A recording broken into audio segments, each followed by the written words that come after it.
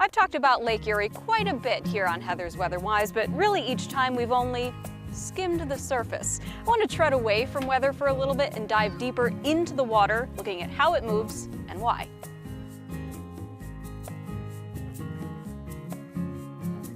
The Great Lakes are an amazing feat of nature and proof of just how much our planet has changed over millions of years. That's because they were all formed by glaciers that made their final retreat about 13,000 years ago.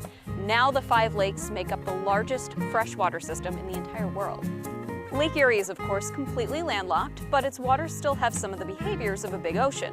It has currents both on the surface and in deeper water. Strong windstorms can cause major surges.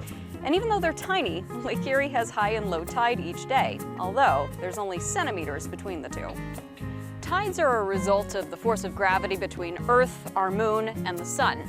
Technically, every large body of water has one, but when it comes to the currents, well, that's a little bit more complicated. If we're just looking at the surface of Lake Erie, that is the top 30 feet of water, the wind is in control of the water. But the depth averaged current is all about the shoreline shape and the terrain of the lake bottom.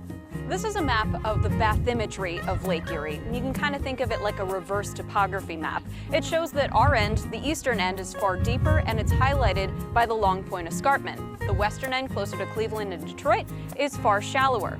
Keep in mind that any time of the year, the water generally flows from the mouth of the Detroit River up to the Niagara River. In general, here's how the depth-averaged currents in Lake Erie move. You can see how the different lake floor features and surface geographies have an influence. This can change quite a bit throughout the year, though. This map from NOAA's Great Lakes Environmental Research Laboratory shows depth-averaged currents this time of the year. But look what happens in summer. The current is weaker, indicated by the faded contour lines. But in the tumbling temperature fall season, the current becomes quite a bit stronger. The reason for the seasonal current changes has to do with the lake temperature and how it evolves over time. During the warm months, the water temperature is fairly uniform from top to bottom. But as colder air comes in the fall, the surface water cools and sinks, forcing warmer water from below to upwell. The water is mixing more rapidly that time of the year, so the average current is stronger.